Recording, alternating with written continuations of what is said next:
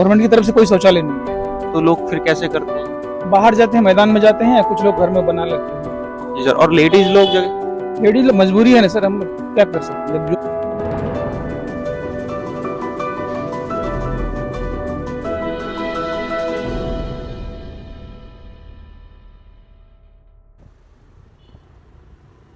किशन कुंज, असलम इन दिल्ली।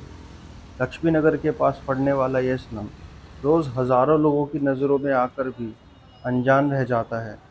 लक्ष्मी नगर metro station के 2 kilometre दायरे में किशन कुंज पड़ता है।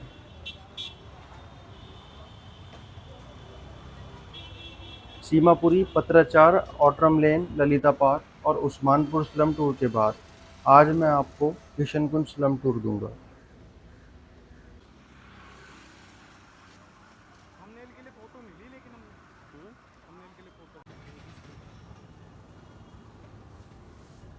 तो यहाँ से मैंने किशन कुंज में एंट्री ली और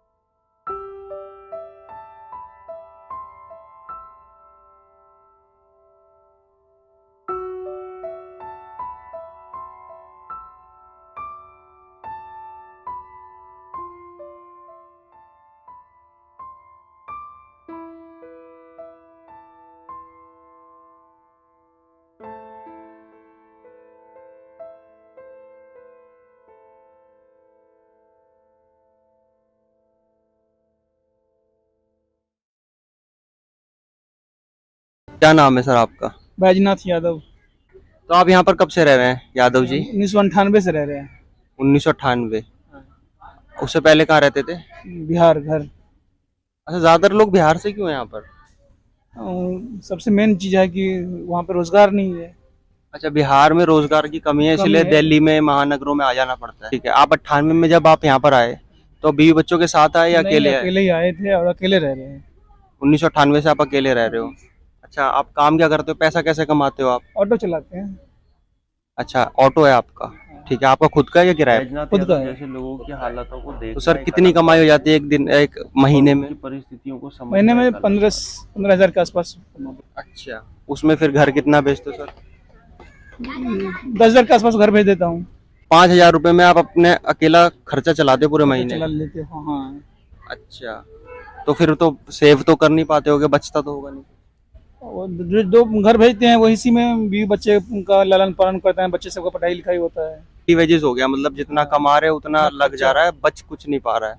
क्योंकि जो बचता है तभी इंसान आगे बढ़ता है ना। 1998 से आप यहाँ पर रह रहे हैं, तो इस जगह का नाम क्या है? किशन कुंज एक्सटेंशन। अच्छा, किशन कुंज एक्सटेंशन इसका नाम है। लक्ष्मी नगर। अच्छा, 1998 से लेकर अभी तक कोई बदलाव है? हाँ, बदलाव तो बहुत हुआ है सर। अच्छा, जैसे क्या क्या बदलाव है? देखिए, आप पक्की सड़क बन गया। अच्छा। पहले फूस की झुग्गी थी, इस पे एस्बेस्टस आ गया। अच्छा। पहले पानी की कमी थी, पानी आ गया। अच्छा अच्छा। बिजली आ गया। तो इसका श्रेय किसको जाता है? सरकार को ही जाता है। कौन सी सरकार? पहले तो शीला दीक्षित थी, अब केजरीवाल जी आ गए हैं।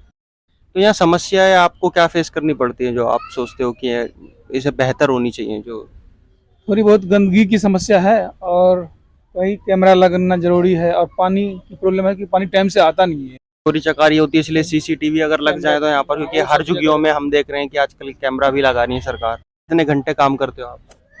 8 घंटे के आसपास तो कर लेता, 8 से 10 घंटे। 8 घंटे मान के चलिए ना। 8 से 10 घंटे काम करते हो और आपको 10 से 15 हजार रुपए कमा लेते हो।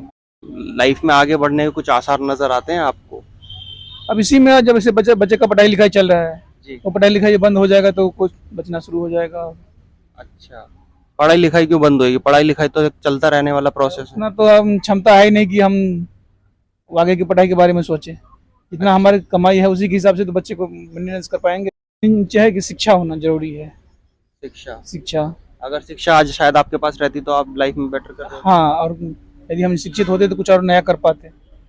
आज और उतना मजबूरन कुछ हाँ, काम नहीं मिल पाता। शिक्षित उतना नहीं है कि हम कुछ और कर सके। अच्छा, ये जो ज्ञान है आप लागू कर रहे हो अपने बच्चों पर? हाँ, हमें जहाँ तक संभव है तो हम उसको चाहते हैं कि उसको पूरा शिक्षा दें। बच्चों को क्या शिक्षा दे रहे हो आप? अभी तो पढ़ा ही रहे हैं। कौन सी क्लास? दो लड़की है और एक लड़का है।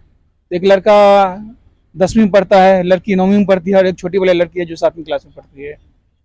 तो और ऐसी क्या समस्या आप फेस करते हो रोजमर्रा की जिंदगी में? शौचालय सबसे पहले जरूरी है सर। शौचालय जरूरी है। शौचालय से यहाँ का विकास भी होगा कि गंदगी दूर रहेगी, जी जी जी आदमी बीमार कम पड़ेगा। जी जी जी जी। हाँ, तो यहाँ शौचालय नहीं है क्या? नहीं, शौचालय नहीं है। इस पूरे स्लम के अंदर अभी हमने देखा कि बहुत लंबी स्लम है, मतलब वहां से आने में मेरे को 10 मिनट लग गए यहाँ तक लास्ट एंड पे। तो यहाँ कोई शौचालय नहीं है। हाँ, गवर्नमेंट की तरफ से कोई शौचालय नहीं है। तो लोग फिर कैसे करते हैं? बाहर जाते हैं, मैदान में जाते हैं, कुछ लोग घर में बना लेते हैं। घर में कैसे बनाते हैं? तो किसी तरीके से एडजस्ट कर रखे हैं घर में। अच्छा, क्योंकि ड्रेनेज सिस्टम लोगों को मैं बताना चाहता हूँ कि ड्रेनेज सिस्टम यहाँ पर है नहीं, तो कई लोग ऐसा भी कर रहे हैं कि छोटे छोटे घर में पॉट बनाकर, और आप जान सकते हो कि कितना अनहाइजेनिक और कितना अनहेल्दी हो जाता है ये चीजें। कोई विभाग, हाँ। ऐसा भी विभाग है ना जो कि पैसे लेकर यूज करने देता है, जी जी जी तो कम से कम सेफ्टी तो रहेगी जी जी जी। और सफाई भी रहेगी। तो किशन कुंज नाम की ये जो स्लम है, यहाँ पर शौचालय नहीं है, और यहाँ शौचालय की बहुत सख्त जरूरत है।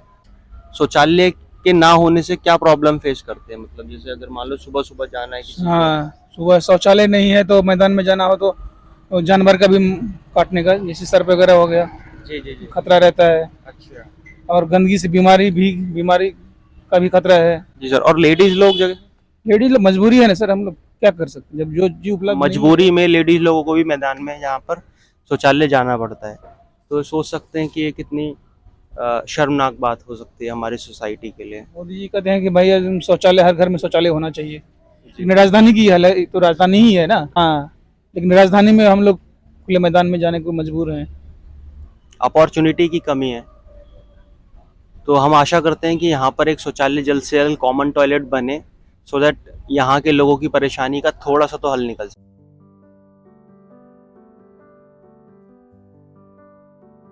बैजनाथ यादव से बात करने के बाद मैं जानना चाहता था कि वो किन परिस्थितियों में अपना गुजारा करते हैं। मैं देखना चाहता था वो किराए का घर जिसमें वो रहते हैं।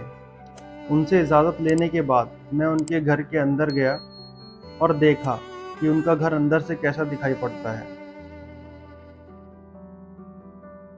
यहाँ दूर दूर तक सुविधाओं का नामो निशान नहीं है। उन्होंने असुविधाओं को ही अपनी ज़िंदगी का एक हिस्सा मान लिया है।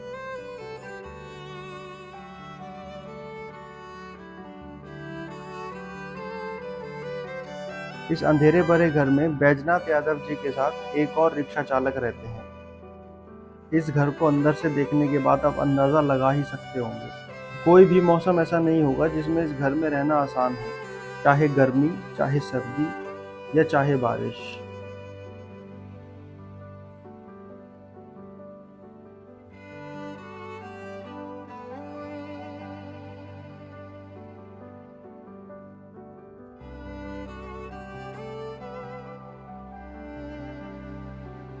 ये सब देखने के बाद मैं इस स्लम में और अंदर तक गया। जैसे जैसे मैं इस स्लम के अंदर जा रहा था, ये स्लम अंदर से और कंजस्टेड होती जा रही थी। इस स्लम के एक हिस्से में, जहां हमें बैजनाथ यादव जी से बात की, ऑटो ड्राइवर्स रहते हैं और दूसरे हिस्से में कंस्ट्रक्शन वर्कर्स रहते हैं। तो कुछ हिस्सों में मुझे देखने को मिला और कुछ हिस्सों में लोग कपड़ों का काम भी करते हैं।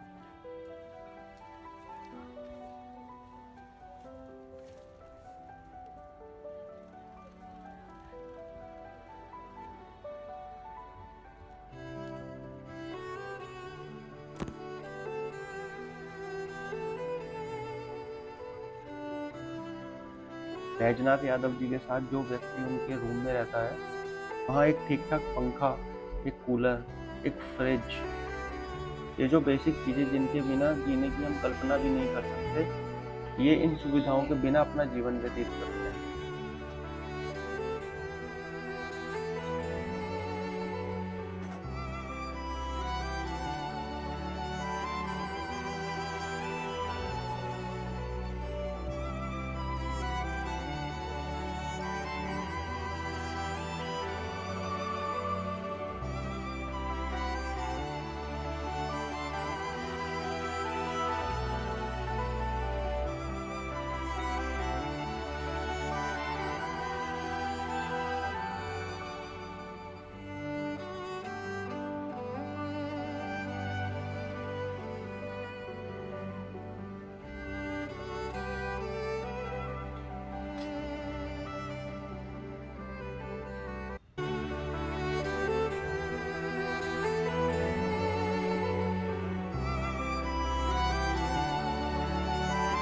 देखा जा सकता है क्योंकि यहाँ पर पानी समय से नहीं आता है, तो हैंडपंप मैंने यहाँ पर कई गलियों में देखे।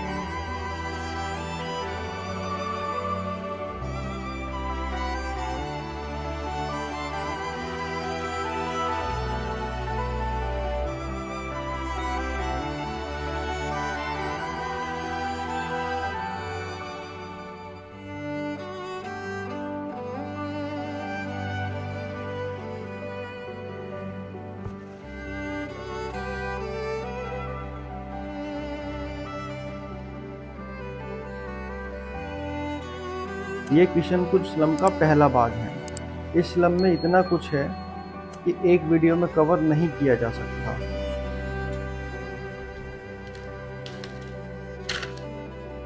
मैं जल्द ही आपके सामने किशनकुंज पार्ट 2 लेकर आऊँगा, जिसमें हम कुछ और लोगों के हालातों के बारे में जानने की कोशिश करेंगे। तब तक के लिए आप सभी लोगों से विनती है, जो इस वीडियो को देख रहे हैं, चैनल को सब्सक्राइब करें और वीडियो को ज़्यादा से ज़्यादा लोगों तक शेयर करें, ताकि इस प्रकार की और वीडियो मैं आप तक लाता रहूं। इसी के साथ मैं आपसे विदा लेता हूं। मिलते हैं अगली वीडियो में। धन्यवाद।